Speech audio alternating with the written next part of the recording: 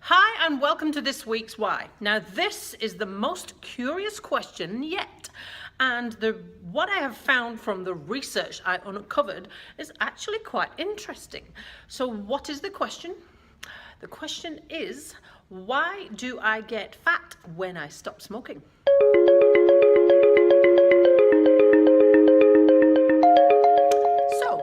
Client come to me at the beginning of this week and tell me that her medical professional had told her that if she stops smoking, her metabolism slows down and therefore she will put on weight. And that was a direct result of the fact that she had stopped smoking. Now, I was really keen to find out whether that was actually the case.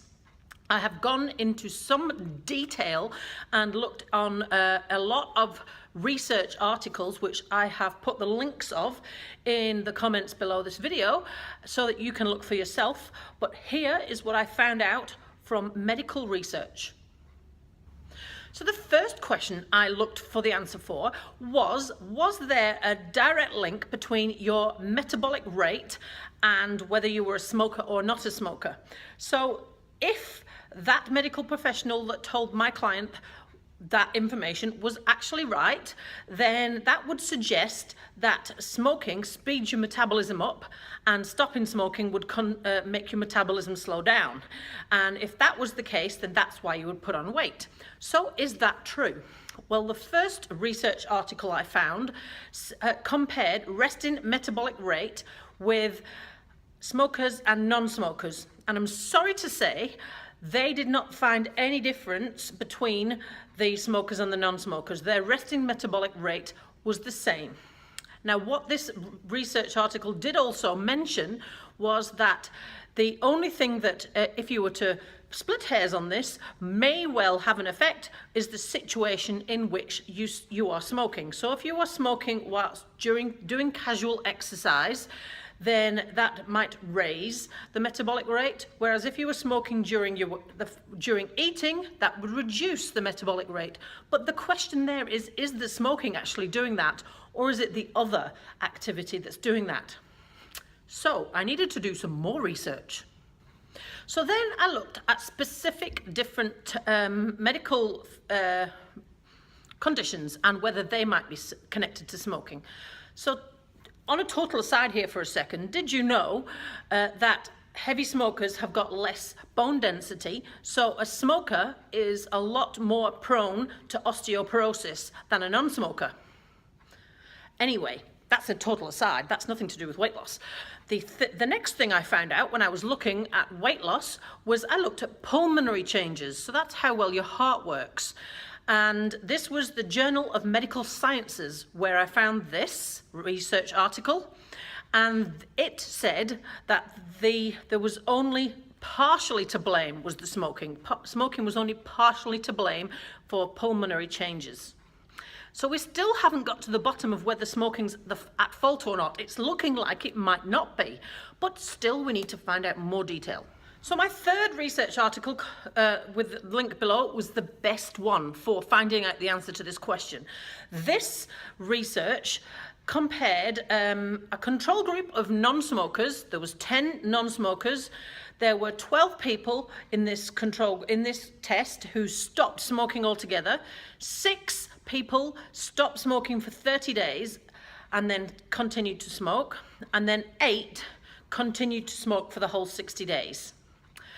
Here is that in a summary.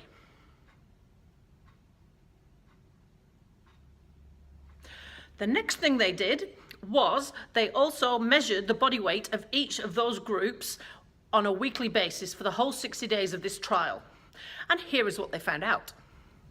Non-smokers, the 10 non-smokers, weighed more at day 0, but were no fatter than the smokers at day 60. The ex-smokers, that's the people that stopped smoking for the trial, weighed significantly more. The re-smokers, who stopped and then started again, weighed on average 3.1 kilos more, but they also lost more muscle than any of the other groups. So the summary of this research was that the people that were re-smokers had increased their calorie intake during this trial, and the ex-smokers, there was no change in their calorie intake. So that's quite interesting. So the summary of the trial, what did they decide? That it was the calorie intake that was to blame for the weight gain, not the smoking.